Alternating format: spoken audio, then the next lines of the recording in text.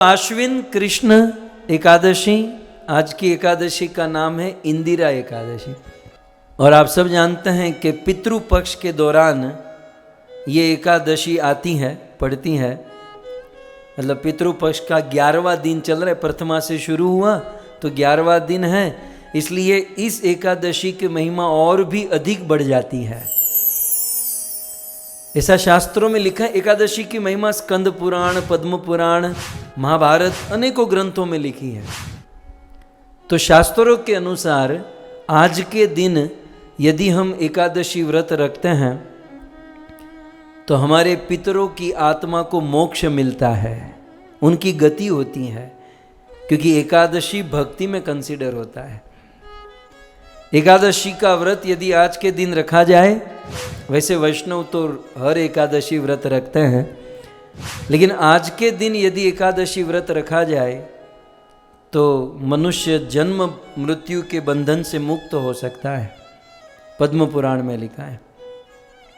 और इतना ही नहीं, आज के दिन एकादशी व्रत रखा जाए तो मृत्यु के बाद वैकुंठ की प्राप्ति हो सकती है, और स्वयं अपना तो उद्धार हो सकता है, हमारे पितरों को भी मुक्ति की प्राप्ति होती है, मुक्ति मिलती है।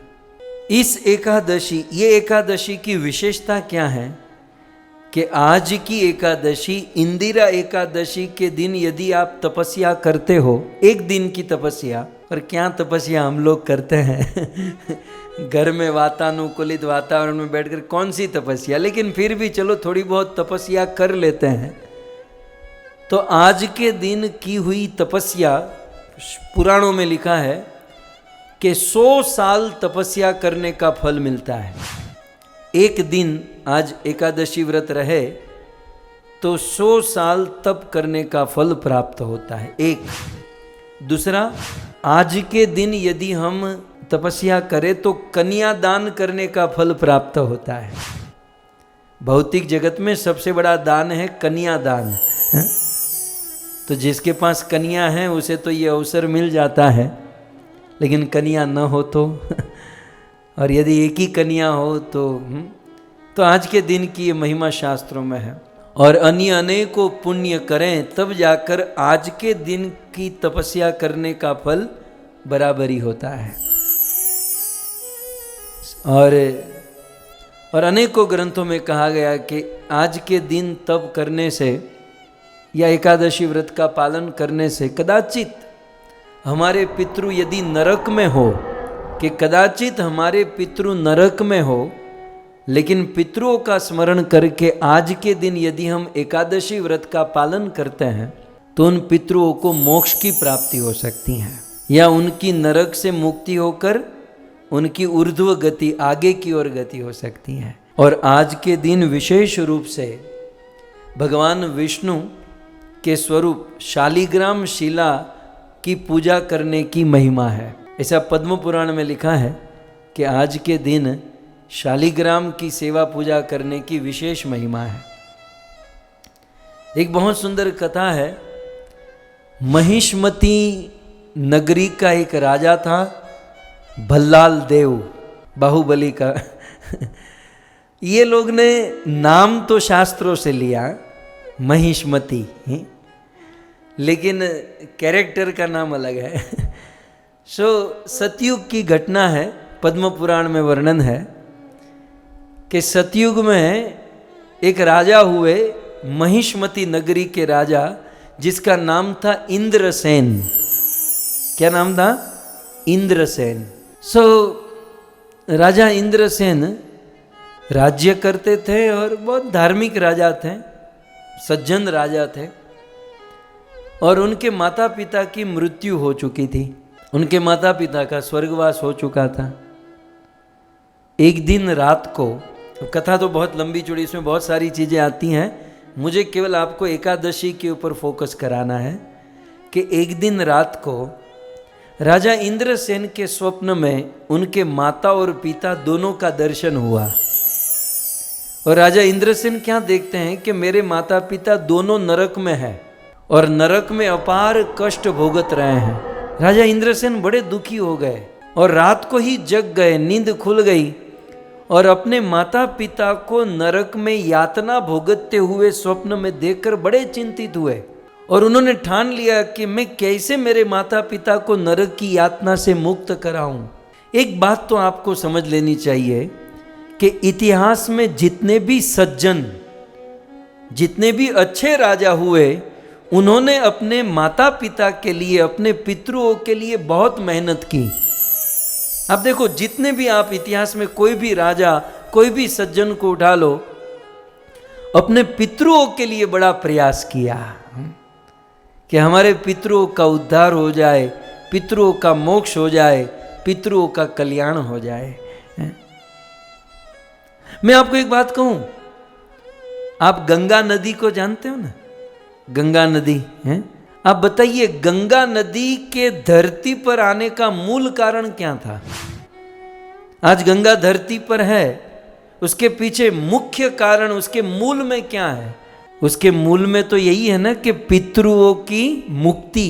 आप मन में विचार कीजिए कि भगीरथ जी ने यदि अपने मन में यह संकल्प नहीं लिया होता कि मेरे पितरों का उद्धार हो, तो आज गंगा धरती पर होती? हमारे पूर्वजों का, पितरों का गंगा के कारण उद्धार हुआ होता, करोड़ों लोग पापों से मुक्त हो सकते थे।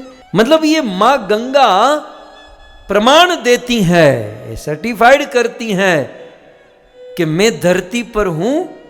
तो सूर्य वंश के राजाओं ने अपने बाप दादाओं के बारे में सोचा। कथा आप जानते हैं ना, सूर्य वंश में, इक्ष्वाकु वंश में महाराज हरिश्चंद्र हुए। आप सब जानते हैं हरिश्चंद्र के बारे में, सत्यवादी राजा हरिश्चंद्र। हरिश्चंद्र के पुत्र हुए रोहित, रोहित के चंप, चंप के सुदेव, सुदेव के विजयी, विजयी के भरुक, भरुक के वृक, और वृक के पुत्र हुए बाहुक। और महाराज बाहुक, जिनकी 1000 पत्नी थी, युद्ध करने के लिए रणभूमि में गए और उनकी मृत्यु हो गई। और उनकी सबसे बड़ी पत्नी गर्भवती थी, बच्चा बढ़ रहा था। 999 पत्नी ने सोचा कि ये बेटे का जन्म हो जाएगा तो वो तो राज रानी बन जाएगी और हम तो दूध की मक्खी हो जाएगी, दासिया बन जाएगी। क्या करे क्या करे, बोले उस बालक को पेट में ही मार देते हैं। तो अन्य रानियों ने मिलकर विष युक्त भोजन निर्माण किया और उस बाहु की ज्येष्ठ पत्नी को खिला दिया। लेकिन भगवान की ऐसी कृपा रही कि विष वाला भोजन खाया, फिर भी न मां को कुछ हुआ न उस बच्चे को कुछ हुआ। और 9 महीने के बाद जब बालक का जन्म हुआ तो उस विष को अपने हाथों में लेकर निकला। संस्कृत में विष को गर कहते हैं, गर के साथ जन्म हुआ इसलिए नाम हुआ सगर। सो विजय के पुत्र भरुक, भरुक के वृक, वृक के बाहुक, और बाहुक के पुत्र हुए सगर। सगर की 2 पत्नी सुमति और केशिनी। सगर की पत्नी सुमति से 60,000 पुत्र हुए, बड़े प्रतापी राजा थे। और उन 60,000 पुत्रों के साथ मिलकर महाराज सगर ने 99 अश्वमेघ यज्ञ कर दिए, 99 अश्वमेघ यज्ञ संपन्न किए। और 100वां अश्वमेघ यज्ञ कर रहे थे। पता है ना, जब किसी का भला हो तो अच्छों को पेट में दर्द होता है।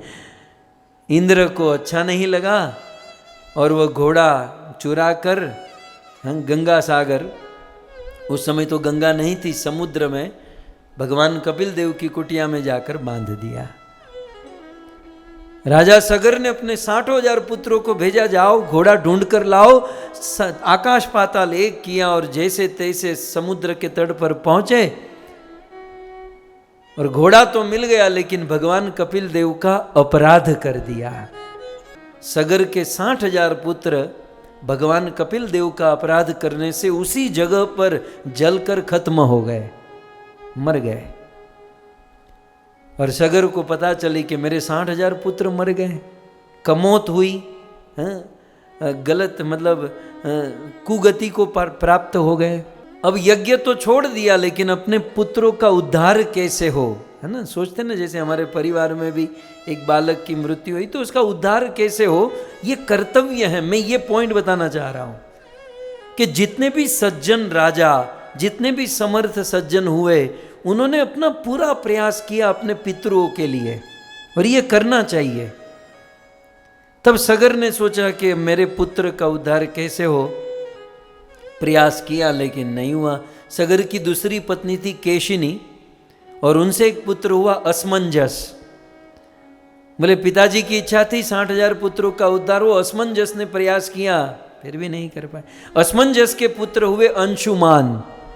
बोले मेरे बाप दादाओं का उद्धार होना चाहिए। अंशुमान ने तप किया, भगवान कपिल देव प्रसन्न हुए और निर्णय सुनाया कि बोले उसका उद्धार हो सकता है यदि उनके अस्थि गंगा में पधराया जाए। उपाय मिल गया, गंगा में अस्थि डालो उद्धार हो जाएगा। लेकिन उस समय गंगा धरती पर नहीं थी।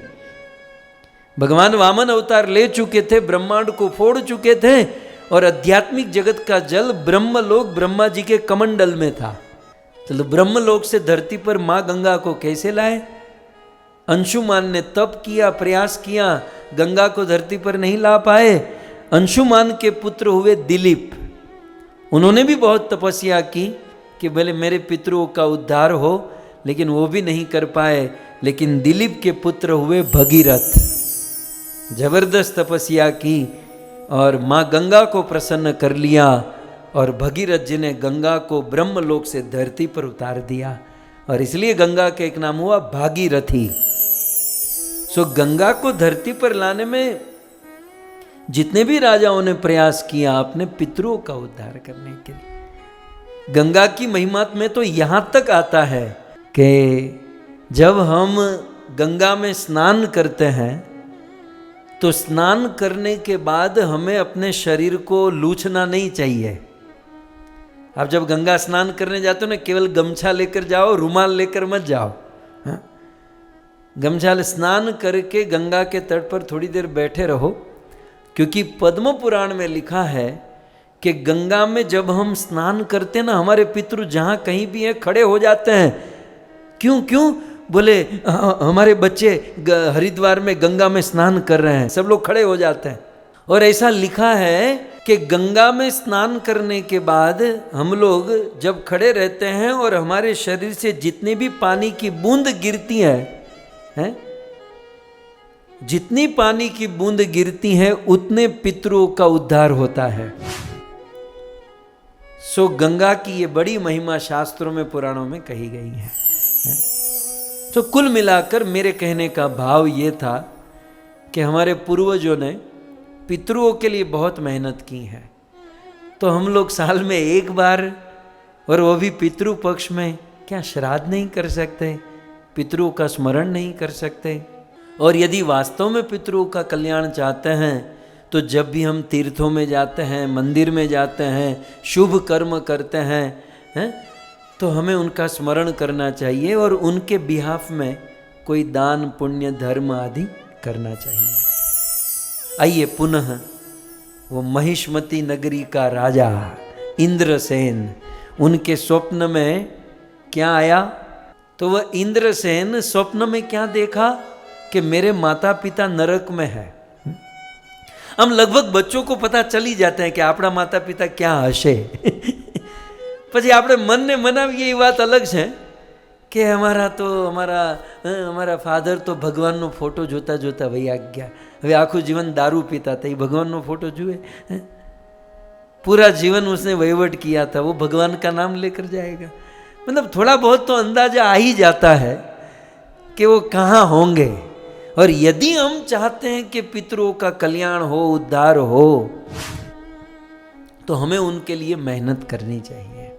राजा इंद्रसेन ने मेहनत की और दूसरे दिन बड़े बड़े प्रकांड विद्वान ब्राह्मण पंडितों को बुलाए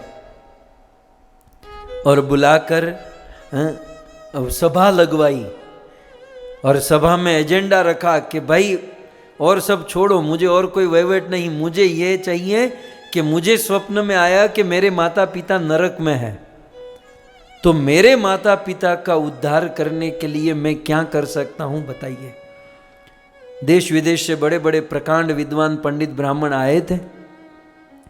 उनमें से कुछ ब्राह्मणों ने कहा कि महाराज आप अपनी पत्नी के साथ, ये सब श्लोकों में लिखा है पद्म पुराण में, मैं केवल हिंदी आपकी भाषा में ट्रांसलेट कर रहा हूँ और थोड़ी अपनी स्टाइल मिला रहा हूँ, बाकी एक एक श्लोकों में ये सब लिखा है। तो महाराज आप अपनी पत्नी के साथ ये पितृपक्ष की इंदिरा एकादशी का व्रत करते हो, सपत्नी पत्नी के साथ पितृपक्ष में ये आने वाली इंदिरा एकादशी का व्रत करोगे तो आपके पितरों का उद्धार हो जाएगा। अब कैसे व्रत करना है वो सब कुछ ब्राह्मणों ने बताया। अब राजा को तो करना ही था। जब आज का दिन आया, आज का ये आश्विन कृष्ण एकादशी का दिन आया, इंदिरा एकादशी, तो ब्राह्मणों ने कहा था कि आज शालिग्राम शिला करने की विशेष महिमा है। तो शालिग्राम शिला की पूजा की, तुलसी चढ़ाया और निर्जल उपवास किया, और अन्न ग्रहण नहीं किया, ब्राह्मणों को भोजन कराया, ब्राह्मणों को दक्षिणा दी, उनसे आशीर्वाद लिया। और आज इंदिरा एकादशी का पूरा दिन भगवत भजन में जब बिताया, तो आज ही के दिन रात को महिष्मती नगरी के राजा इंद्रसेन के स्वप्न में वो माता पिता फिर से आए। और माता पिता अकेले नहीं आए, उनके साथ भगवान भी खड़े थे। और भगवान बोले कि राजन, तुम्हारे व्रत के प्रभाव से तुम्हारे ये दोनों माता पिता नरक से निकलकर मेरे पास आ गए हैं। सो तुम्हारा धन्यवाद, तुम्हारा ये व्रत का प्रभाव कि तुम्हारे माता पिता अब मेरे पास हैं, तुम निश्चिंत हो जाओ, तुम्हें कोई चिंता करने की जरूरत नहीं है। और आज के बाद यदि कोई आपकी तरह इस एकादशी व्रत का पालन करेगा तो उनके पितरों का भी इसी प्रकार से उद्धार होगा।